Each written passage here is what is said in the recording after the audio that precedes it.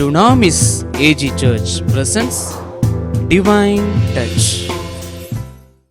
போதகர் எஸ்.ஜே. ஜெபராஜா அவர்கள் கடந்த 30 ஆண்டுகளாக தேவனுடைய ஊழியத்தை செய்து வருகிறார். 1994 ஆண்டு முதல் கடந்த 21 வருடமாக திருவொற்றியூரில் ஏஜி சபையின் போதகராக இருந்து வருகிறார். தேவனுடைய வார்த்தையின் மேல் இருந்த வாஞ்சை நிமித்தம் தேவன் தம்முடைய வார்த்தையின் இரகசியத்தை வெளிப்படுத்தி போதகரை பயன்படுத்தி வருகிறார். சத்தியத்தை சத்தியமாக போதிக்கும் போதகர் ஜெபராஜா அவர்களை தேவன் இந்திய தேசத்திலும் மற்றும் உலகின் பல நாடுகளிலும் எடுத்து பயன்படுத்தி வருகிறார்.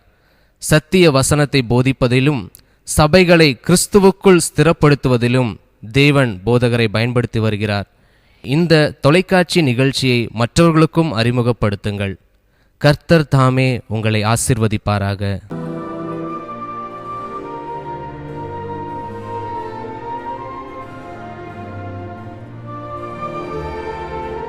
என்னாகமத்தின் புத்தகம் 23ஆம் அதிகாரம் 21ஆம் வசனத்திலிருந்து இன்றைக்கு சில காரியங்களை நாம் தியானிக்க போகிறோம். அவர் யாக்கோபிலே அக்கிரமத்தை காண்கிறதும் இல்லை, இஸ்ரவேலிலே குற்றம் பார்க்கிறதும் இல்லை. அவர்களுடைய தேவனாகிய கர்த்தர் அவர்களோடே இருக்கிறார். ராஜாவின் ஜெய கம்பீரம் அவர்களுக்குள்ளே இருக்கிறது. தேவன் தம்மை நம்பி வந்த பிள்ளைகளுக்கு ஒரு கம்பீரத்தை கொடுக்கிறார் என்பதை இதிலே பார்க்கிறோம். இஸ்ரவேல் ஜனங்கள் பார்வோனுடைய அடிமைத்தனத்திலிருந்து மீட்கப்பட்டு வரும் பொழுது பிலேயாம் என்று சொல்லக்கூடிய தீர்க்கதரிசி அவர்களை குறித்து சொல்லும் பொழுது அவன் சொல்லுகிறான், ஒருவேளை அவர்கள் தங்களுடைய எதிர்காலம் எப்படி இருக்குமோ என்கிற நிலையிலே சோர்ந்து போய் வந்திருக்கலாம். ஒவ்வொரு நாளும் ஒரே விதமான சாப்பாடு மன்னாவைத்தான் சாப்பிட்டு கொண்டிருக்கிறோம். நாம் நினைத்த மாதிரி ஒரு பாலும் தேனும் ஓடுகிற தேசத்தை பார்க்க முடியவில்லையே என்றெல்லாம் அவர்கள் அங்கலாய்த்திருக்கலாம். ஆனால் தீர்க்க தரிசனமாக அவன் பார்க்கிறான், அவர்களுக்குள்ளே ஒரு கம்பீரம் இருக்கிறது என்று சொல்லி. தேவ பிள்ளையே, உன்னுடைய சூழ்நிலையை வைத்து உன்னுடைய வாழ்க்கை இருக்கக்கூடாது, அல்லது உன்னுடைய கம்பீரம் உன்னுடைய சூழ்நிலையை வைத்து இருக்கக்கூடாது. உனக்குள் தேவன் இருக்கிறார் என்கிற சத்தியத்தை உணர்ந்து கம்பீரமாய் வாழ பழக வேண்டும். இந்த வசனத்தில் நாம் பார்க்கிறோம், ராஜாவுடைய ஜெய கம்பீரம் அவனுக்குள் இருக்கிறது. ராஜாவின் கம்பீரம் என்று மட்டும் சொல்லாமல் ராஜாவுடைய ஜெய கம்பீரம் என்று சொல்லப்பட்டிருக்கிறது. அப்படி என்றால் ஒரு ராஜாவுக்கு கம்பீரத்தை கொடுக்கக்கூடிய பல காரியங்கள் உண்டு. அவன் உட்கார்ந்திருக்கிற சிங்காசனத்தை பார்க்கும் பொழுது ஒரு கம்பீரமான சிங்காசனமாக இருக்கலாம். அதே போல அவனுடைய உடையை பார்க்கும் பொழுது கம்பீரமாக இருக்கலாம். அவன் தலையில வைத்திருக்கிறதான கிரீடம் ஒரு கம்பீரத்தை கொடுக்கலாம். இவைகள் எல்லாம் இருந்தாலும் ஒரு ராஜாவுடைய கம்பீரம் அவன் எடுக்கிற ஜெயத்தில் தான் இருக்கிறது. என கண்மான கர்த்தருடைய பிள்ளையே, ராஜாவுடைய உடையில் இருக்கிற கம்பீரத்தை தருவேன் என்று ஆண்டவர் சொல்லவில்லை, ராஜாவுடைய அந்தஸ்துக்குரிய கம்பீரத்தை தருவேன் என்று சொல்லவில்லை, அல்லது ராஜாவுடைய சிங்காசனத்தை போல ஒரு கம்பீரத்தை தருவேன் என்று ஆண்டவர் சொல்லவில்லை. ஒரு வெற்றி பெற்ற ராஜாவுக்குள்ளே எவ்வளவு பெரிய கம்பீரம் இருக்குமோ அந்த கம்பீரத்தை உங்களுக்கும் எனக்கும் தருவேன் என்று ஆண்டவர் வாக்கு பண்ணுகிறார். அல்லேலூயா.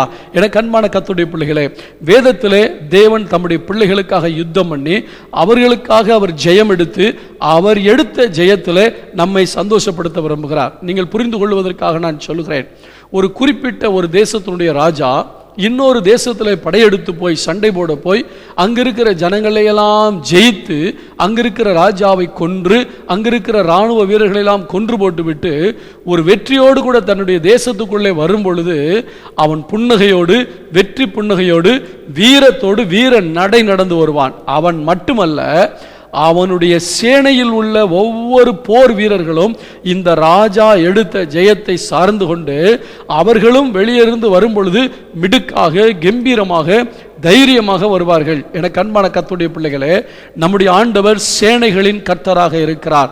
படைகளின் ஆண்டவர் என்று எழுதப்பட்டிருக்கிறது. இந்த சேனைகளின் கர்த்தருக்கு ஒரு சேனை உண்டு. அவர் நமக்காக யுத்தம் பண்ணுகிற தேவனாக இருக்கிறார். தேவன் நமக்காக யுத்தம் பண்ணி நமக்காக ஜெயத்தை எடுத்து கொடுத்து அவருடைய ஜெயத்திலே நாம் கம்பீரமாய் வாழ்வதற்கு தேவன் நம்மை அழைக்கிறார். இன்றைக்கு நம்முடைய கிறிஸ்தவ வாழ்க்கையில ஜெயம் எதை சார்ந்து இருக்கிறது என்றால், நம்முடைய கையிலே பணம் இருக்கும் என்றால் பணத்தை சார்ந்து கம்பீரமாக நடக்க நாம் பழகிவிட்டோம். அல்லது நமக்கு நல்ல பதவி வந்துவிட்டால், நான் இந்த வேலையிலே ஆண்டவர் எனக்கு கொடுத்த இந்த வேலையில உயர்ந்த பதவியில இருக்கிறேன் என்கிற அந்த எண்ணம் நமக்குள்ளே ஒரு கம்பீரத்தை கொண்டு வருகிறது. அப்படி அல்ல, ராஜாவுடைய ஜெய கம்பீரத்தை ஆண்டவர் நமக்கு தருவேன் என்று ஆண்டவர் சொல்லியிருக்கிறார். நம்முடைய ராஜாதி ராஜாவாகிய இயேசு கிறிஸ்து நமக்காக ஜெயம் எடுத்திருக்கிறார். பழைய ஏற்பாட்டிலிருந்தும் புதிய ஏற்பாட்டிலிருந்தும் 2 முக்கியமான சம்பவங்களை எடுத்து உங்களுக்கு நான் இதை விளக்கப் போகிறேன். இடையிலே தேவனை சார்ந்து கொண்டு ஜெயமெடுத்து கம்பீரமாய் வாழ்ந்தவர்களுடைய வாழ்க்கையும் சில காரியங்களை நான் உங்களுக்கு காட்டி கொடுக்க விரும்புகிறேன். எனக்கு அன்பான கர்த்தருடைய பிள்ளைகளே, யாத்திராகமத்தின் புத்தகம் 15ஆம் அதிகாரம் 1 வசனத்தில், அப்பொழுது மோசேயும் இஸ்ரவேல் புத்திரரும் கர்த்தரை புகழ்ந்து பாடின பாட்டு. கர்த்தரை பாடுவேன், அவர் மகிமையாய் வெற்றி சிறந்தார், குதிரையையும் குதிரை வீரனையும் கடலிலே தள்ளினார். இங்கே செங்கடலை கடந்து தம்முடைய பிள்ளைகளை அக்கறை படித்தன பின்பு அவர்கள் எல்லாரும் சந்தோஷமாக பாடுகிறார்கள். எப்படி? கர்த்தர் மகிமையாக வெற்றி சிறந்தார். ஆண்டவர் வெற்றி சிறந்தபடினால் அந்த வெற்றியை சார்ந்து கொண்ட ஒவ்வொரு பிள்ளைகளும் தங்களுடைய வாழ்க்கையிலே அந்த வெற்றியோடு கூட தங்களை இணைத்து கொண்டு கம்பீரமாக இருக்கிறார்கள். எங்களோடு ஒரு தேவன் இருக்கிறார், எங்களுக்காக யுத்தம் பண்ணுகிறார், எங்களுடைய தேவைகளை சந்திக்கிறார், எங்களுடைய வியாதிகளை குணமாக்குகிறார் என்கிற தேவனை குறித்த அறிவுதான் ஒரு தேவ பிள்ளையினுடைய வாழ்க்கையிலே கம்பீரத்தை கொண்டு வர முடியும். நீங்கள் இருக்கிற சூழ்நிலையை பார்க்கக்கூடாது, உங்களுடைய கையில் எவ்வளவு பணம் இருக்கிறது என்பதை பார்க்கக்கூடாது, உங்களுடைய போராட்டத்தை பார்க்கக்கூடாது. இவைகள் எல்லாவற்றின் மத்தியிலும் என்னோடு கூட இருந்து என்னை ஜெயிக்க வைப்பதற்கு அல்லது அவர் ஜெயம் எடுத்து அதை சார்ந்து கொண்டு நான் ஜெயமாய் வாழ்வதற்கு, கம்பீரமாய் வாழ்வதற்கு எனக்கு ஒரு தேவன் இருக்கிறாரே, அந்த அறிவு என்னை கம்பீரமாய் நடக்க பண்ண வேண்டும். ஆண்டவராகிய தேவன் இந்த ஜனங்களை பார்வோனுடைய அடிமைத்தனத்திலிருந்து வெளியே கொண்டு வருகிறார். இந்த பார்வோன் தான் அந்த நாட்களிலே மிகப்பெரிய வல்லரசு நாடாக இருந்த நாட்டினுடைய அதிபதி. இவனுடைய கையிலே தான் லட்சக்கணக்கான இஸ்ரவேல் ஜனங்கள் அடிமைத்தனத்தில் இருக்கிறார்கள். அவனை மீறி அவனை எதிர்த்து கொண்டு அவனோடு சண்டை போட்டு அவர்களால் வெளியே வர முடியாத சூழ்நிலையிலே கட்டப்பட்ட நிலைமையில் இருக்கிறார்கள். ஆண்டவர் இந்த ஜனத்தினுடைய உபத்திரவத்தை பார்த்து தம்முடைய தாசனாகிய மோசேயை அவர்களுக்கு இரட்சகனாக அனுப்பி அவன் மூலமாக தேவன் அற்புதம் செய்கிற. நன்றாய் கவனிங்கள், அனுப்பினது மோசேயை தான், கிரியை செய்தது தேவன். நீ கோலை கீழே போடு, அது சர்ப்பமாய் மாறும் என்று சொன்னது மோசேயினுடைய திறமை அல்ல, கர்த்தர் அவனோடு கூட இருந்தபடினால் நான் உன்னோடு கூட இருந்து நடத்த போகிற அற்புதங்களையும் அடையாளங்களையும் பார்த்து அந்த பார்வோன் உங்களை போக விடுவான் என்று ஆண்டவர் சொன்னாரே. நான் மோசையோடு இருந்தது போல உன்னோடு இருப்பேன் என்று யோசுவாவிடத்தில் சொன்னாரே. அப்படி என்றால் மோசே ஏதோ சில கலைகளை எகிப்திலே கற்றுக்கொண்ட கலைகளை போல சில கலைகளை கற்றுக்கொண்டு வந்து ஜனங்களை விடுவிக்கவில்லை. ஆண்டவர் அவனோடு கூட இருந்தபடினால் ஆண்டவர் அவனை கொண்டு இந்த ஜனங்களை விடுவித்தார். அப்படி விடுவித்து கொண்டு வருவதற்கு முன்பாக அவன் பல போராட்டத்திலேயும் பல உபாதைகள் வந்த போதும் பல வாதைகளை தேவன் கொடுத்த போதும் இருதயம் கடினப்பட்டு விடமாட்டேன் என்றான். கடைசியிலே அவனுடைய மூத்த மகனை ஆண்டவர் அளித்தார். அந்த தேசத்தில் இருந்த அத்தனை பேருடைய தலைப்பிள்ளைகளும் சங்கரிக்கப்பட்டார்கள். இதை பார்த்தபோது தேவனுக்கு பயந்து இந்த ஜனங்களை விரட்டி விட்டான். இப்போ இந்த ஜனங்கள் செங்கடல் பக்கத்தில் வந்து விட்டார்கள். திரும்பி பார்க்கிறார்கள், பார்வோனும் அவனுடைய சேனையும் வந்து கொண்டிருக்கிறார்கள். அன்பான கர்த்தருடைய பிள்ளைகளே, 14ஆம் அதிகாரம் 10ஆம் வசனத்தை வாசிக்கிறேன். பார்வோன் சமீபத்து வருகிற போது இஸ்ரவேல் புத்திரர் தங்கள் கண்களை ஏறெடுத்து பார்த்து எகிப்தியர் தங்களுக்கு பின்னே வருகிறதை கண்டு மிகவும் பயந்தார்கள். அப்பொழுது இஸ்ரவேல் புத்திரர் கர்த்தரை நோக்கி கூப்பிட்டார்கள். எந்த பிரச்சனை போச்சுன்னு நினைச்சாங்களோ அதே பிரச்சனை மறுபடியும் வருது. தேவ பிள்ளையே, சில நேரத்தில் சில காரியத்திலிருந்து நமக்கு ஆண்டவர் விடுதலை கொடுத்திருப்பாரு, சில வியாதிகளோ போராட்டங்களோ பண பிரச்சனைகளோ. ஆனால் திரும்ப அது வருவது போன்ற ஒரு தோற்றம் நமக்குள்ளே காணப்படும். இந்த பிசாசும் அப்படித்தான். விட்ட ஜனங்களை நான் மறுபடியும் பிடிப்பேன் என்று அந்த பார்வோன் வருகிறான். பார்த்தபோது என்ன செய்தார்கள்? பயந்தார்கள். உண்மைதான், எல்லாருக்கும் சில பிரச்சனை வரும் பொழுது பயம் வரும். ஒருவேளை இதை பார்த்து கொண்டிருக்கிற உங்களுடைய வாழ்க்கையில் எதையாயிலும் நினைத்து எதையாயிலும் பார்த்து எதையாயிலும் எதிர்பார்த்து நீங்கள் பயந்திருப்பீர்கள் என்றால் அந்த பயம் உண்மைதான். ஆனால் பயத்தில் வாழ வேண்டிய அவசியம் நமக்கு இல்லை. இங்கே பார்வோன் சமீபத்து வருகிறதை பார்த்தார்கள். ரொம்ப தூரத்துக்கு வந்துட்டாங்க பார்வோனை விட்டு. இனி பார்வோன் என்ன தொடவே முடியாதுங்கிற ஒரு நம்பிக்கையில வாழ்ந்தாங்க. ஆனா எவன் விடுதலை செய்தானோ அல்லது எவனுடைய கையிலிருந்து கர்த்தர் விடுதலை கொடுத்தாரோ அதே பிரச்சனை இப்ப மறுபடியும் பக்கத்தில் வந்துருச்சு. பக்கத்தில் வரலாம், உன்னை தொட விட மாட்டார். பிசாசு மறுபடியும் நீ என்னை விட்டு போயிடுவா, நீ என்ன கும்பிட்டுக்கிட்டு இருந்தேல, நீ என்னை விட்டு இப்போ போக பார்க்குறியா, நான் உன்னை விடுவனா என்று சொல்லி பின்பாக வருகிறதை உங்கள் கண்கள் காணலாம். பயப்பட வேண்டாம், அவன் சமீபத்து வரலாம். தேவ பிள்ளையை இதை பார்த்து கொண்டிருக்கிற வாழ்க்கையில் பல பிரச்சனைகளை உனக்கு சமீபமாய் பிசாசு கொண்டு வரலாம், அல்லது பல போராட்டங்கள் உன் பக்கத்தில் கூட இருக்கலாம். ஆனால் உன்னை தொட முடியாது. எப்படி சொல்கிறேன் தெரியுமா? யோபுனுடைய வாழ்க்கையில பார்க்கும் பொழுது முதலாவது பிசாசு அவனுடைய உடைமைகளை தொட நினைத்த போது அவன் மேல் கை போடாதே என்று ஆண்டவர் சொன்னார். ஒவ்வொரு காரியத்திலும் கர்த்தர் எல்லையை வைத்திருக்கிறார். தேவனுடைய எல்லையை மீறி பிசாசு நம்முடைய வாழ்க்கையில நம்மை தொடவே முடியாது. பக்கத்தில் வருகிறதை பார்த்து அவர்கள் பயந்தார்கள். ஆனால் அடுத்து என்ன செய்தார்கள்?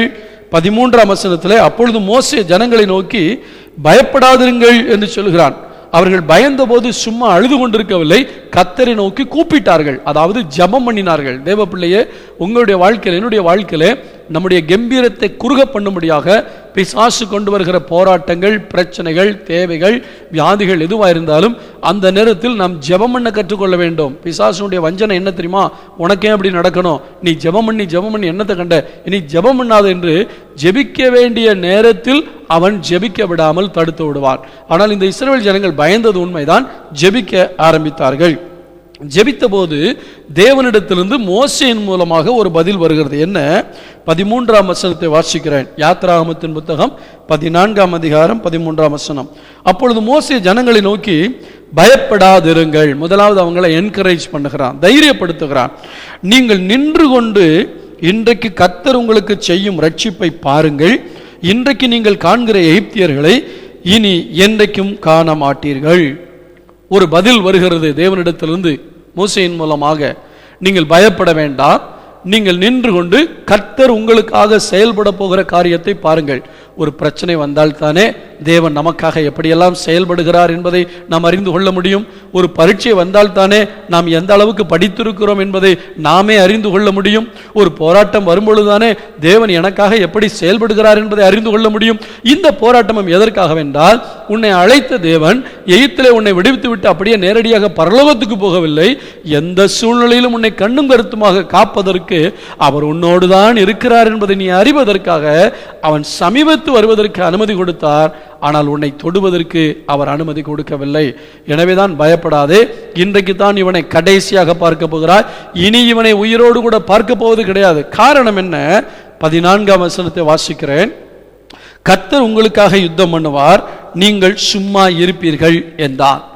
ஆண்டவர் உங்களுக்காக யுத்தம் பண்ண போகிறார். நான் ஏற்கனவே சொன்னேன், நம்முடைய ஆண்டவர் சேனைகளின் கர்த்தர், நமக்காக யுத்தம் பண்ணுகிற தேவனாய் இருக்கிறார். எங்க ஒரு மூலையிலே அமர்ந்து கொண்டு வேடிக்கை பார்க்கிற தெய்வம் அல்ல, இன்றைக்கும் நமக்காக யுத்தம் பண்ணுகிற தேவனாக இருக்கிறார். அன்பான கர்த்தருடைய பிள்ளைகளே, இஸ்ரவேல் ஜனங்கள் பயந்த போது அவர்களுக்கு கம்பீரம் இல்லை, அழுதார்கள், கூக்குரலிட்டார்கள். என்றைக்கு நீங்களும் நானும் பயப்படுறோமோ அன்னைக்கு நம்முடைய கம்பீரம் எல்லாம் போய்விடும். பயம் நம்முடைய வாழ்க்கையில் இருக்கிற கம்பீரத்தை அறவே தூரமாக்கிவிடும், தள்ளிவிடும். ஆனால் இவர்கள் அந்த சூழ்நிலையில கூப்பிட்டார்கள். கூப்பிட்ட போது பதில் கிடைத்தது. அந்த பதிலை அவர்கள் விசுவாசித்தார்கள். ஆம், கர்த்தர் எங்களுக்காக யுத்தம் பண்ணுவார்.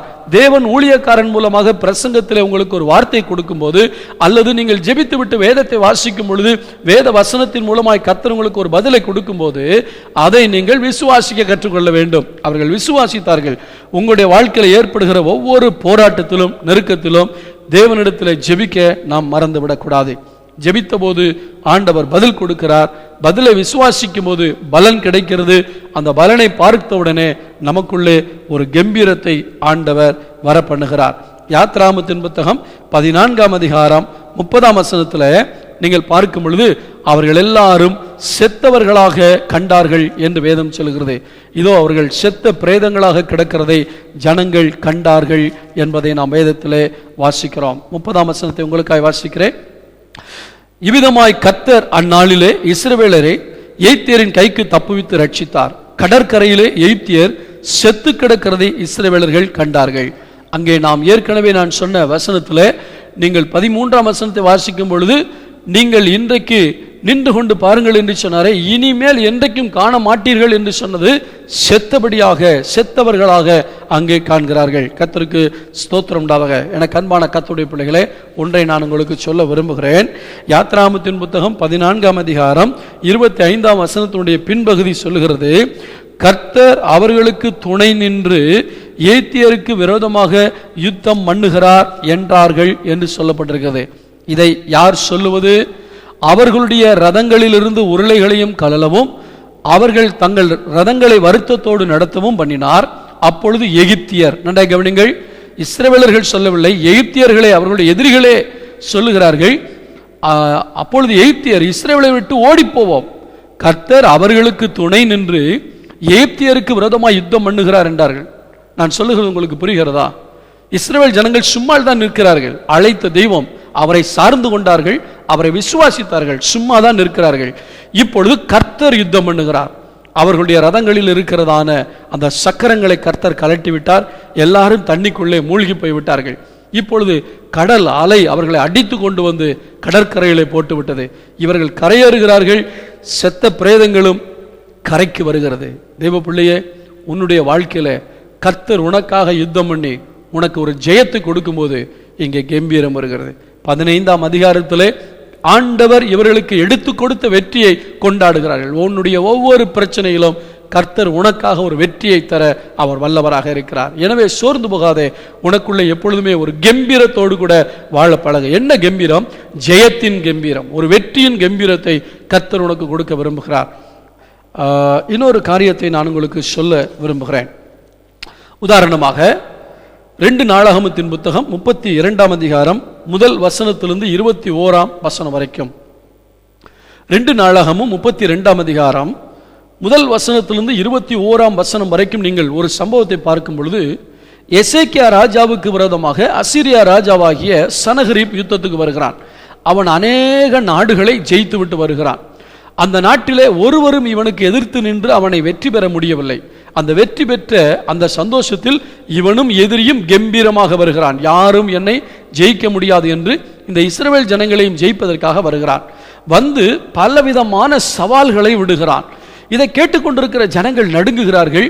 அப்பொழுது இந்த எசேக்கியாவுடைய பிரதானிகள் சொல்லுகிறார்கள், ஜனங்களுக்கு விளங்கக்கூடிய யூத பாஷையில பேச வேண்டாம், நீ மற்ற பாஷையில பேசு, எங்களுக்கு தெரியும் என்று சொன்ன பொழுது அதையும் இலக்காரமாக பேசுகிறார்கள், கேவலமாய் பேச. அந்த ஜனங்கள் பயப்படுவதற்கு தான் எங்கள் ராஜா உங்கள் பாஷையில சொல்லும்படியாக அனுப்பித்தார் என்று சொன்னபோது நடுங்கினார்கள். உண்மைதான். ஆனால் நடந்தது என்ன தெரியுமா? வேதத்தில் சொல்லப்பட்டிருக்கிறது. இந்த 2 நாளாகம் 32ஆம் அதிகாரம் 7ஆம் வசனத்தில் எசேக்கியா ராஜா தேவனை நம்பினான். தேவனை நம்பினது மட்டுமல்ல, 8ஆம் வசனத்தில் பிறரை தைரியப்படுத்துகிறதை நாம் பார்க்கிறோம். 20ஆம் வசனத்தில் அவன் தேவனை நோக்கி ஜெபிக்கிறதை பார்க்கிறோம். என கண்மான கர்த்தருடைய பிள்ளைகளே, ஒரு போராட்டமான சூழ்நிலை, எதிரி ஜெயம் எடுக்க வருகிறான். அவனை எதிர்த்து போரிடுவதற்கு இவர்களுக்கு பலன் இல்லை.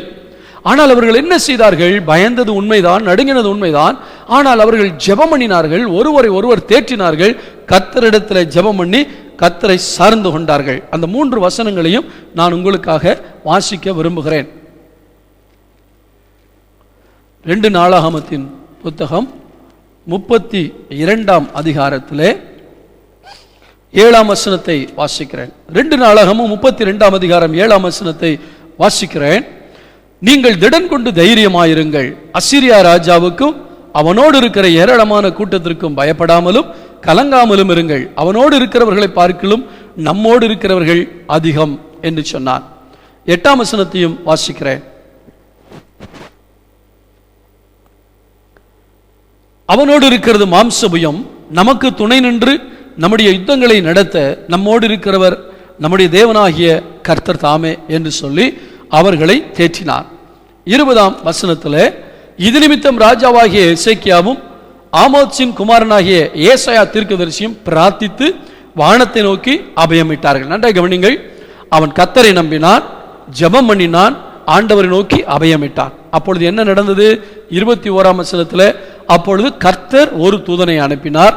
அவன் அசீரியருடைய ராஜாவின் பாளையத்தில் உள்ள சகல பராக்கிரமசாலிகளையும் தலைவர்களையும் சேனாதிபதிகளையும் அதமணினான். அப்படியே சனகரிப் செத்த முகமாய் தன் தேசத்துக்கு திரும்பினான். அங்கே அவன் தன் தேவனுடைய கோவிலுக்குள் பிரவேசிக்கிற போது அவனுடைய கற்ப பிறப்பான சிலர் அவனை பட்டயத்தால் வெட்டி போட்டார்கள். இன்றைக்கு காண்கிற எகிப்தியர்களை இனி என்றைக்கும் காண மாட்டீர்கள் என்று சொன்னபோது விசுவாசிப்பதற்கு கடினமாக இருந்திருக்கலாம், விசுவாசித்தார்கள். அந்த பிரச்சனை செத்ததாக பார்த்தார்கள். இந்த எசேக்கியா ராஜாவுக்கு விரோதமாக வந்த அந்த சனகரிப் ஆணவம் பிடித்தவனாக இருந்தான். அவன் பல தெய்வங்களை நிந்தித்து அந்த தெய்வத்தினுடைய தேசத்தை எல்லாம் ஜெயித்தபடினால் அந்த தெய்வங்களைப் போல நம்முடைய ஆண்டவரும் ஒருவர் என்று நினைத்து கொண்டு அவன் ஏளனமாய் பேசினான். ஆனால் எசேக்கியா சண்டை போடவில்லை. நன்றாக கவனிங்கள். எசேக்கியா ஜெபம் பண்ணினான்.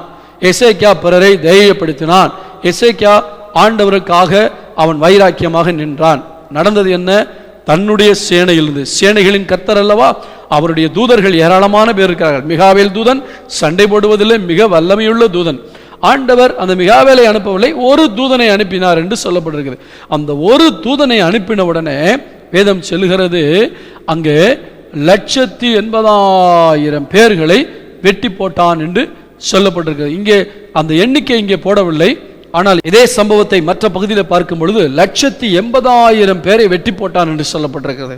ஒரு தூதனை கர்த்தர் அனுப்பினார். தேவ பிள்ளையே, உன்னுடைய வாழ்க்கையில உனக்கு விரோதமாக வந்து கூக்குளரிடக்கூடிய உன்னுடைய முதலாளியாக இருக்கலாம், உன்னுடைய மேல் அதிகாரியாக இருக்கலாம், அல்லது உன்னுடைய குரூப் லீடராக இருக்கலாம். உன்னை அதம் பண்ணுவேன், என் கைக்கு உன்னை தப்புவிக்கிறவன் யார், உன் வேலையிலிருந்து உன்னை எடுத்து விடுவேன், இந்த வீட்டில் நீ குடியிருக்க முடியாதபடி இந்த வீட்டை காலி செய்யும்படியாக நான் என்னால் செய்ய முடியும் என்று சிலர் உனக்கு விரோதமாக எழும்பலாம்.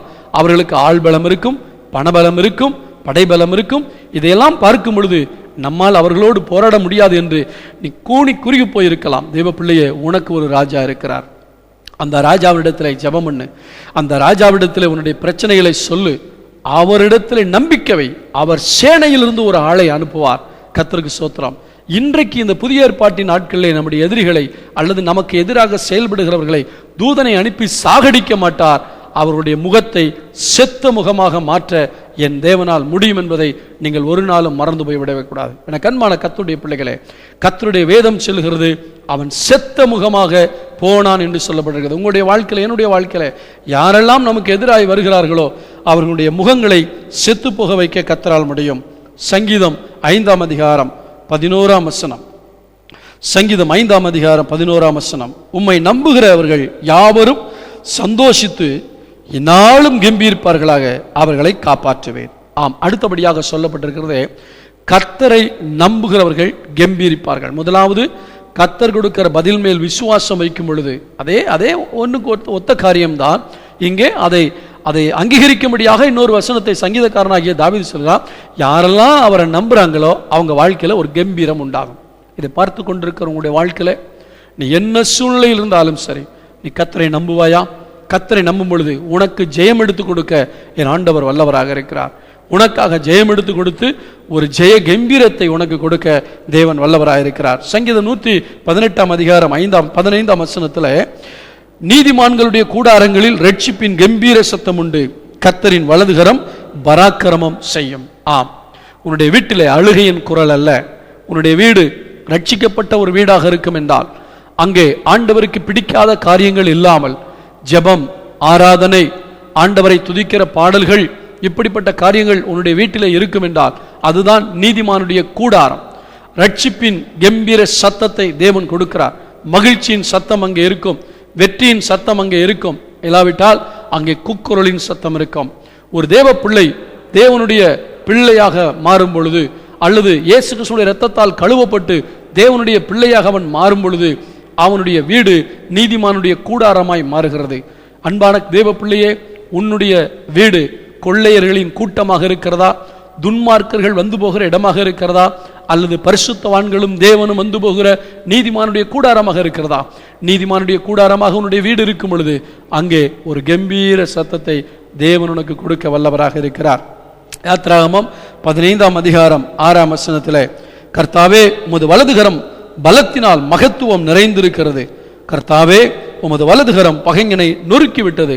அன்றைக்கு மிரியாமும் ஆரோனும் இஸ்ரவேல் ஜனங்களும் ஜெபம் பண்ணும் பொழுது, பாட்டு பாடி துதித்த பொழுது சொல்லுகிறார்கள், கர்த்தருடைய வலதுகரம் பகைஞனை நொறுக்கிவிட்டது என்று. அதே காரியத்தை தான் இங்கே 118ஆம் சங்கீதம் 15ஆம் வசனத்தில், கர்த்தரின் வலதுகரம் பராக்கிரமம் செய்யும். கர்த்தருடைய வலதுகரம் இன்றைக்கும் உங்களுக்காக எனக்காக தாங்கக்கூடியதாக இருக்கிறது. பழைய ஏற்பாட்டிலே பார்வோனுடைய அடிமைத்தனத்தில் வேதனையோடு கூட வாழ்ந்து கொண்டிருந்த ஜனங்கள் அவனுடைய அடிமைத்தனத்தில் கம்பீரம் குறுகி போய் அடிமைகளாக தோல்வி அடைந்த நிலைமையில அவர்கள் வாழ்ந்தார்கள். ஆனால் கர்த்தர் அவர்களுக்காக ஒரு ஜெயத்தை எடுத்து கொடுத்தார். அத்தனை பேரையும் மதமாக்கினார். அவர் எடுத்த ஜெயத்தை சார்ந்து கொண்ட போது இவர்கள் கம்பீரமாய் வருகிறார்கள். இது இஸ்ரவேலர்களுக்கு மட்டும்தானா? நமக்கு இல்லையா? எடுத்து வாசிங்கள் ஒரு வசனத்தை. கொலோசையருக்கு எழுதின நிருபம் 2ஆம் அதிகாரம் 15ஆம் வசனம் இவ்விதமாய் சொல்லுகிறது, துரைத்தனங்களையும் அதிகாரங்களையும் உரிந்து கொண்டு வெளியரங்கமான கோலமாக்கி அவைகளின் மேல் சிலுவையிலே வெற்றி சிறந்தார். பழைய ஏற்பாட்டிலே பார்வோனையும் அவனுடைய சேனையும் வெற்றி சிறந்தவர். அன்றைக்கு அவன்தான் வல்லரசு, அவன்தான் மிகப்பெரிய ராஜா. அவனை ஜெயிக்க யாராலும் முடியாது. ஆனால் கர்த்தர் அவனை ஜெயித்தார். புதிய ஏற்பாட்டிலே மோசம் போக்கும் பிசாசு உலகத்தில் உள்ள ஒவ்வொரு ஜனங்களையும் தனக்கு அடிமைப்படுத்தி, பாவத்துக்கு அடிமைப்படுத்தி, சாபத்துக்கு அடிமைப்படுத்தி, வியாதிக்கு அடிமைப்படுத்தி, பல விதங்களிலே ஜனங்களை அடிமைப்படுத்தி கொண்டிருக்கிறார். அந்த அடிமைத்தனத்திலிருந்து வெளியே வர முடியாமல் மந்திரவாதிகளை போய் பார்க்கிறார்கள், பூஜாரிகளை போய் பார்க்கிறார்கள், பலவிதமான சடங்குகளை செய்து பார்க்கிறார்கள், சம்பிரதாயங்களை செய்து பார்க்கிறார்கள், பாரம்பரியங்களை கை கொண்டு பார்க்கிறார்கள். எதிலும் விடுதலை இல்லை. மனிதன் கூனி குறுகி போய் வாழ்ந்து கொண்டிருக்கிறான். ஆனால் ஆண்டவராகிய இயேசு கிறிஸ்து உங்களுடைய பாவத்துக்காக, என்னுடைய பாவத்துக்காக கல்வாரி சிலுவையிலே அவர் மரித்த போது அவர் தன்னுடைய கம்பீரத்தை இழந்தது போலதான் தெரிந்தது. இங்கே ஒன்றை நான் சுட்டிக்காட்ட விரும்புகிறேன். ஆண்டவராகிய இயேசு கிறிஸ்து கல்வாரி சிலுவையில் அடிக்கப்பட்ட போது முழு உலகமும், அன்றைக்கு இருந்த ரோம சாம்ராஜ்யம் மிகவும் சந்தோஷப்பட்டது. ஏன் யூதர்கள் சந்தோஷப்பட்டார்கள்? இவன் தன்னை ராஜா ராஜா என்று சொன்னானே, இப்பொழுது அவன் உண்மையிலே தேவனுடைய குமாரனானால் இந்த சிலுவையிலிருந்து இறங்கி வரட்டும் என்று ஆண்டவரை பார்த்து அவர்கள் ஏளனமாய் பேசினார்கள். ஆனால் இயேசு ஏன் தெரியுமா தோல்வி அடைந்தவர் போல தொங்கினார்? நீங்களும் நானும் ஒரு காலும் தோல்வி அடைந்தவர்கள் போல இருக்கக்கூடாது என்பதற்காக, நமக்கு ஜெயத்தை கொடுப்பதற்காக திராணி இல்லாதவர் போல இருந்தார். இவனுக்கு திராணி இருந்தால் தன்னைத்தானே ரட்சிக்கட்டும் என்று சொன்னார்களே, அவருக்கு திராணி இருக்கத்தான் செய்கிறது. ஆனால் உங்களையும் என்னையும் ரட்சிப்பதற்காக அவர் திராணி இல்லாதவர் போல தொங்கினார். எனக்கு அன்பான கர்த்தருடைய பிள்ளையே, இயேசு கிறிஸ்து சிலுவையில் அடிக்கப்பட்டு 3 நாள் அவர் கல்லறையில் வைக்கப்பட்டார். இந்த 3 நாட்களும் இயேசுவை நம்பி வந்த சீஷர்கள் கூனி குறுகி போய் தோல்வி முகத்தோடு வீட்டை பூட்டி கொண்டிருந்தார்கள். யோவான் 20ஆம் அதிகாரம் 19ஆம் வசனத்திலே, வாரத்தின் முதல் நாளாகிய அன்றைய தினம் சாயங்கால வேளையிலே சீஷர்கள் கூடியிருந்த இடத்தில் யூதருக்கு பயந்ததினால் கதவு பூட்டப்பட்டிருக்கையில் இயேசு வந்து நடுவே நின்று உங்களுக்கு சமாதானம் என்றார். அன்பான கர்த்தருடைய பிள்ளைகளே, இயேசு கிறிஸ்து மரித்த போது எங்கே நம்மை பார்த்து கேள்வி கேட்டு விடுவார்களோ என்று பயந்து போன சீஷர்கள் யூதர்களுக்கு பயந்தார்கள், ரோம போர்ச்சவர்களுக்கு பயந்தார்கள், வேத பாரகர் பரிசேயருக்கு பயந்தார்கள். சில நேரம் நம்முடைய வாழ்க்கையிலே தேவன் செயல்படாமல் அமைதியாய் இருக்கிற நேரம், வியாதிகள் முற்றிப்போன நிலைமையில் இருக்கலாம், கடன் பிரச்சனை நெருக்கி கொண்டிருக்கலாம், அல்லது குடும்பத்திலே போராட்டம் இருக்கலாம், பொருளாதார நெருக்கடி இருக்கலாம். அந்த நேரத்திலே தேவன் செயல்படாதது போல காணப்படுகிற நேரத்தில் சத்துரு நம்மை பார்த்து கேள்வி கேட்பான். நீ நம்பின இயேசு எங்கே? இயேசு இயேசு என்று போனாயே, அவர் எங்கே போனார் என்று உங்களை பார்த்து கேள்வி கேட்பான். சொந்தக்காரருடைய முகத்தில் முழிக்க முடியாமல் நீ பயந்து கொண்டு, ஒருவேளை நம்மை பார்த்தால் இவர்கள் நம்மை பார்த்து இயேசு எங்கே போனார் என்று கேட்பார்களே என்று நீ பயந்து கொண்டு வெக்கிக் கொண்டு அவர்களை பார்த்து நீ சுற்றி போய் கொண்டிருக்கலாம். உன்னுடைய நண்பர்களை பார்க்க கூட நீ வெட்கப்பட்டு கொண்டிருக்கலாம். உன்னுடைய சொந்தக்காரர்களை எதிர்கொண்டு பார்ப்பதற்கு நீ பயந்து போய் வீட்டுக்குள்ளே பூட்டி கொண்டிருக்கலாம். 3 நாட்கள் தான். இயேசு கிறிஸ்து 3ஆம் நாள் மரணத்தை ஜெயித்தவராக, மரணமே உன் கூரெங்கே, பாதாளமே உன் ஜெயம் எங்கே என்று என் ஆண்டவர் மரணத்தையும் பாதாளத்தையும் ஜெயித்தவராக, சாத்தானுடைய தலையை நசுக்கினவராக எழுந்து வந்து சீஷர்களுக்கு நடுவில் நின்று உங்களுக்கு சமாதானம் என்று சொன்ன உடனே எந்த சீஷர்கள், எந்த வேதபாரகர்கள், பரிசேயர்கள், யூத மத தலைவர்கள், ரோம போர்ச்சியவர்கள், ரோம அதிகாரிகளை பார்க்க பயந்தார்களோ அவர்களுக்கு நடுவில் நின்று கம்பீரமாய் பேசுகிறார்கள். 2ஆம் அதிகாரத்திலே தேவன் தம்முடைய அபிஷேகத்தை அவர்கள் மேல் ஊற்றினார். அப்போஸ்தலர் 2ஆம் அதிகாரத்திலே இந்த அபிஷேகத்தை பெற்றுக்கொண்ட உடனே என் ஆண்டவர் உயிர்த்தெழுந்த மட்டுமல்ல எங்களுக்குள்ளே உலாவிக் கொண்டிருக்கிறார் என்கிற தைரியத்தோடு கம்பீரமாய் போகிறார்கள். இயேசுவை பற்றி சொல்லுகிறார்கள், பிடித்து கொண்டு போகிறார்கள்.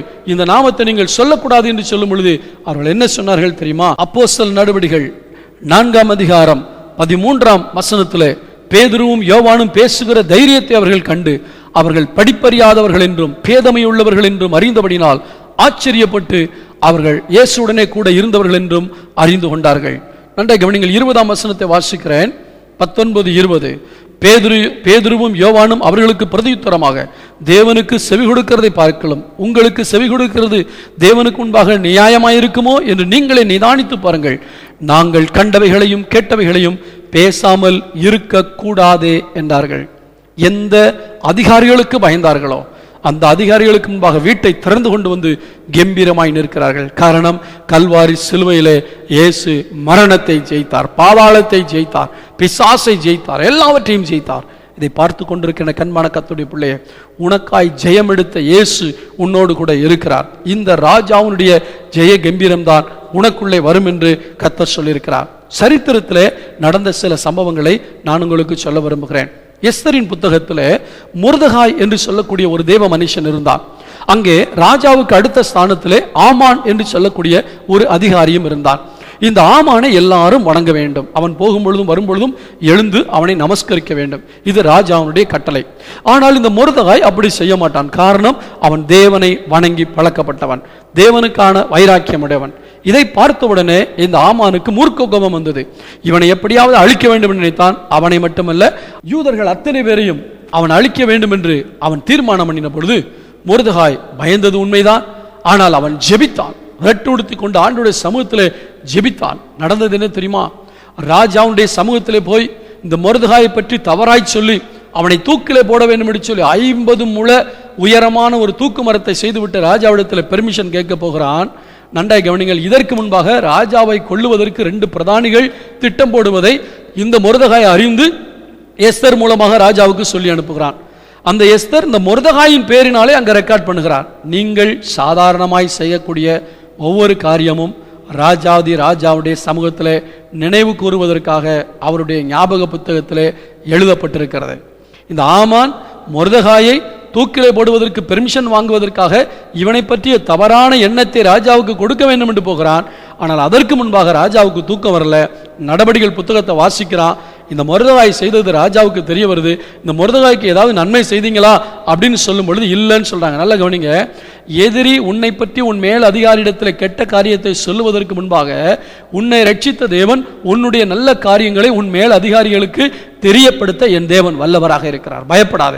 அவன் அப்படி சொல்லி என் வேலையை கவுத்துருவானோ, இவன் இப்படி சொல்லி என் வேலையை கவுத்துருவானோ, பயப்படாத. ஒருவேளை குடியிருக்கிற வீட்டில் ஹவுஸ் ஓனர்கிட்ட என்னத்தையாவது சொல்லி காலி பண்ண வச்சிருவாங்களோ, படிப்பில் ஸ்கூல்ல இருந்து எடுத்துருவாங்களோ, என் வியாபாரம் நஷ்டம் அடைவதற்கு அப்படி செஞ்சிருவாங்களோ, அரசாங்கத்தில் இதை பண்ணி விட்டுருவாங்களோ, அதை பண்ணி விட்டுருவாங்க, எதை பற்றியும் கவலைப்படாத. கர்த்தர் உனக்காய் யுத்தம் பண்ண வல்லவராக இருக்கிறார். அன்றைய கவனிங்கள். கர்த்தர் மறைமுகமாக செயல்படுகிறார். அவனுடைய தூக்கத்தை கெடுத்தார். இந்த புத்தகத்தை வாசிக்க வைத்தார். மொர்தெகாய் குறித்த நல்லெண்ணத்தை உண்டாக்கினார்.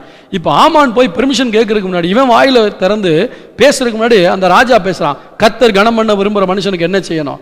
அவன் ஏகப்பட்ட காரியத்தை சொல்றான். ராஜாவுடைய குதிரை, ராஜாவுடைய ராஜமுடி, ராஜாவுடைய செங்கோல், அது ராஜாவுடைய மிக பிரதான தலைவன் வந்து ராஜா கனம் பண்ணுகிற விரும்புகிற மனுஷனுக்கு இப்படி தான் செய்யப்படும் சொல்லிக்கிட்டே தெரு தெருவா போகணும்னு சொன்னான். நீ சொன்னதில் ஒன்று கூட குறையாம மொர்தெகாய் போய் செய்தான். இப்போ இவனுடைய முகம் செத்த முகமாய் போய்விட்டது. அதிகாரம் இருக்கலாம், ஆள்பலம் இருக்கலாம், ராஜாவுக்கு பக்கத்தில் இருக்கக்கூடிய ஸ்தானத்தை பெற்றிருக்கலாம், உன்னுடைய முதலாளிக்கு பக்கத்தில் இருக்கவன் உனக்கு குழி தோண்டலாம். ஆனால் உன் தேவன் உனக்கு சமீபமாக இருக்கிறார் என்பதை ஒரு நாளும் நீ மறந்து போகாதே. இப்பொழுது இந்த மொர்தெகாய் இந்த ராஜாவுடைய அந்த சிங்காசனத்தை போன்ற அந்த குதிரையில் உட்கார்ந்து கொண்டு, ஏன் சிங்காசனம் சொல்கிறேன்னா, அந்த ராஜாவுடைய குதிரைன்னு சொன்னாலே ஒரு கம்பீரம் தனியாக தான் இருக்கும். மற்ற போர் வீரர்களுடைய குதிரையை விட இந்த ராஜாவுடைய குதிரை கொஞ்சம் மிடுக்காக இருக்கும். அந்த குதிரையில் ஏறுகிறான். ராஜ முடி கொண்டு வரப்படுகிறது. ராஜாவுடைய செங்கோல். இவன் அமைதியாக இருக்கான். நல்ல கவனிங்க. ஒரு நாளில் முன்பு நடந்த சம்பவத்தில் இந்த ஆமான் குதிரையில் இருக்கிறான், மொர்தெகாய் கீழே வாசப்படியில் இருக்கிறான். மேலே இருந்து கொண்டு அவனை கர்வமாய் பார்த்தான். இவன் கூனி குறுகி போகவில்லை. உன்னால் முடிந்தால் செய்து கொள், நான் ஆண்டவருடைய பிள்ளை என்று விழுந்து விட்டான். ஆனால் கம்பீரம் இல்லைதான், உண்மைதான். இப்பொழுது பாருங்கள், இந்த ஆமான் கீழே நிற்கிறான். இந்த மொர்தெகாய் ராஜாவுடைய குதிரையில் இருக்கிறான், மேலே அமர்ந்திருக்கிறான். ஒரு கம்பீரம். எவன் அழிக்க நினைத்தானோ, கம்பீரமான பதவியை உடையவன் இப்பொழுது செத்த முகத்தோடு இருக்கிறான். ஒரு பதவியும் இல்லாதவன் இப்பொழுது கம்பீரத்தோடு இருக்கிறான். காரணம், கர்த்தர் அவனுக்காக யுத்தம் பண்ணினார். கர்த்தருடைய ஜெயத்தை சார்ந்து கொண்ட போது இவனுடைய முகத்தை கர்த்தர் கம்பீரமாய் மாற்றினார். சில நேரம் மனிதர்களுடைய வார்த்தை நம்முடைய கம்பீரத்தை குறுகி போகணும். அண்ணாருடைய வாழ்க்கையில் பிள்ளை இல்லை, அவருடைய சக்களத்தை பயங்கரமாக திட்டிக்கிட்டே இருந்தா. அவருடைய வார்த்தையெல்லாம் கேட்டு கேட்டு மன நொந்து போயிருந்தா. ஆனால் கர்த்தருடைய ஆலயத்தில் வந்து அழுது ஜெபித்த போது கர்த்தர் ஊழியக்காரன் மூலமாய் ஒரு வாக்கு தத்தத்தை கொடுக்கிறார். வாக்கு தத்தம் கிடைத்த உடனே துக்கத்தை விட்டு விட்டாள். சர்ச்சுக்கு போறீங்க, கர்த்தருங்களோட பேசுறாரு, வாக்கு தத்தம் கிடைச்ச உடனே துக்கத்தை விடணும். ஆமா, ஆண்டவர் அப்படிதான் சொல்றாரு, வாரம் பேசுறாரு, ஆனா என் பிரச்சனை தீரலைன்னு சொல்லி அவிசுவாசத்துக்கு இடம் கொடுத்து துக்கத்தில் மூழ்கி போகக்கூடாது. அப்புறம் கம்பீரம் வராது. இந்த அன்னாள் அந்த ஏலியனுடைய வார்த்தை கேட்ட உடனே அதுக்கு பின்னாடி துக்கமா இல்லாம இருந்தா. 2ஆம் அதிகாரத்தில் சொல்றா, இப்பொழுது என் வாய் என் பகைஞர்களுக்கு மேலாக உயர்ந்திருக்குன்னு சொல்லி கம்பீரமா நடக்கிறா. எந்த இடத்தில் நிந்திக்கப்பட்டு அவமானப்படுத்தப்பட்டு நீ கூனி குறுகி நடந்தாயோ அதே இடத்தில் கர்த்தர் உனக்காய் கிரியை செய்யும் பொழுது நீ கம்பீரமாய் நடக்கும்படி என் ஆண்டவர் உனக்காக கிரியை செய்யக்கூடிய வல்லவராக இருக்கிறார். கர்த்தருடைய பரிசுத்த நாமத்துக்கு மகிமை உண்டாதாக. 132 சங்கீதத்தில் 9 வசனத்தை வாசித்து இன்னும் சில ஆழமான சத்தியத்தை உங்களுக்கு நான் சொல்லிக் கொடுக்க ஆசைப்படுகிறேன். உம்முடைய ஆசாரியர்கள் நீதியை தரித்து உம்முடைய பரிசுத்தவான்கள் கம்பீர்ப்பார்களாக. பரிசுத்தவான்களுக்குரிய கம்பீரம் முதலாவது தேவ பிள்ளைகளுக்கு ஆபத்து வரும் பொழுது தேவனுடைய வெற்றியை சார்ந்து கொள்கிறவர்களுக்கு கம்பீரம்.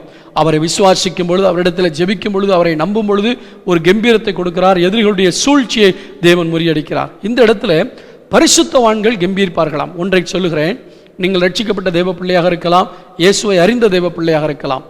அநேக வேளையிலே நம்முடைய வாழ்க்கையில மற்றவர்கள் செய்கிற பாவத்தை பார்த்து அவங்கெல்லாம் செய்கிறாங்க, நம்ம செஞ்சா என்ன, இவங்கெல்லாம் தப்பு பண்ணுறாங்க, நம்ம தப்பு பண்ணா என்னன்னு சொல்லி நாமும் தவறு செய்கிறபடினால் நமக்குள்ள இருக்கிற ஆவிக்குரிய கம்பீரம் குறுகி போகிறது. ஆனால் நீங்கள் ஒரு வாரம் அளவும் கர்த்தருக்கு பிரியமாய் நடந்து, கர்த்தருடைய வேதத்தின்படி நடந்து, கர்த்தருடைய சத்தத்துக்கு செவி கொடுத்து பரிசுத்தமாய் வாழும் பொழுது இந்த பரிசுத்தம் உங்களுக்குள்ளே ஒரு கம்பீரத்தை கொண்டு வரும். ஒரு காரியத்தை நான் உங்களுக்கு சொல்லுகிறேன். ஆகான் என்று சொல்லக்கூடிய ஒரு மனிதன் இஸ்ரவேலருடைய பாளையத்தில் இருந்தார். ஆண்டவர் சாபத்தீட்டானதில் எதையும் எடுக்கக்கூடாது என்று சொன்னார். அதுவரைக்கும் இஸ்ரவேல் ஜனங்களோடு தேவனுடைய வெற்றியை சார்ந்து கம்பீரமாய் நடந்து வந்த இந்த ஆகான் இப்பொழுது பாபிலோனிய சால்வையும் சில வெள்ளி பாலங்களையும் திருட்டுத்தனமாக எடுத்து வைத்துக் கொண்டார். இது ஆண்டவருக்கு தெரிந்தபடியால் சில சாபங்களை, மரணத்தை அந்த பாளையத்துக்குள்ளே கொடுத்தார். இப்போ ஆண்டவர் என்கொயரி பண்ணுறது போல யோசுவா விட்டு சொல்லாரு, சீட்டு போடுங்க, சீட்டு யாருடைய பேருக்கு வருதுன்னு சொல்லும் போது இப்போ இவனுக்குள்ளே இருந்த கம்பீரமெல்லாம் போயிடுச்சு. ஏன் தெரியுமா? இவன் பாவம் செய்தபடினால். தேவ பிள்ளையே, சில வாரங்கள் நீ சபைக்கு வரும்பொழுது கம்பீரமாய் வருகிறாய். காரணம், நீ கர்த்தரை பின்பற்றி வந்தாய். ஆனால் சில வாரங்கள் உன்னுடைய நண்பனுடைய சொல்லை கேட்டு சினிமாவுக்கு போயிருக்கலாம், அல்லது நீ டாஸ்மாக் கடைக்கு போயிருக்கலாம், அல்லது பல போராட்டத்தில் நீ விழுந்து போயிருக்கலாம். ஆனால் அந்த வாரத்தில் நீ சபைக்கு வரும்பொழுது உன்னுடைய கால்கள் தள்ளாடுகிறது இல்லையா? ஆம், பாவம் எந்த ஜனத்துக்கும் இழுக்கு. ஆனால் கர்த்தர் உன்னை பரிசுத்தவானாய் அழைத்திருக்கிறார், பரிசுத்தவானாய் மாற்றியிருக்கிறார். எனக்கு அன்பான கர்த்தருடைய பிள்ளையே, உன்னுடைய வாழ்க்கையில நீ பரிசுத்தவானாய் வாழ்வாயானால் கர்த்தர் உனக்கு கம்பீரத்தை கொடுக்க வல்லவராக இருக்கிறார். ராஜாவுடைய போஜனத்தினால் தன்னை திட்டிப்படுத்திக் கொள்ள மாட்டேன் என்று சொல்லி அந்த ராஜாவுடைய போஜனத்தை சாப்பிடாமல் நிராகரித்த அந்த தானியேலுடைய கம்பீரம் போய்விட்டதா? இல்லை. மற்ற எல்லாருடைய முகத்தை விட இவனுடைய முகம் மிகவும் களையாயிருக்கிறதையும் கம்பீரமாயிருக்கிறதையும் பார்த்தான் ராஜா.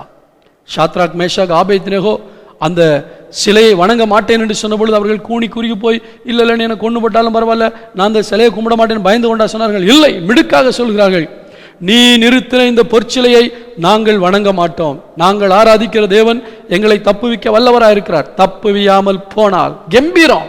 ஏன் தெரியுமா? என் ராஜா எனக்காய் வேலை செய்வார், எனக்காய் கிரியை செய்வார். அவருக்காக நான் வைராக்கியம் அணின்னா தேவன் எனக்காய் வைராக்கியம் அணிப்பார். பரிசுத்தவான்கள் கம்பீரிப்பார்கள், தேவனுக்காக வைராக்கியமாய் வாழ்கிறவர்கள் கம்பீரமாய் இருப்பார்கள். நீ ஆண்டவருக்காக வைராக்கியமாக வாழாம உலகத்தை பார்க்கும்போது உலகத்தோட வேஷம் போடுற உன் கம்பீரம் போயிடுது.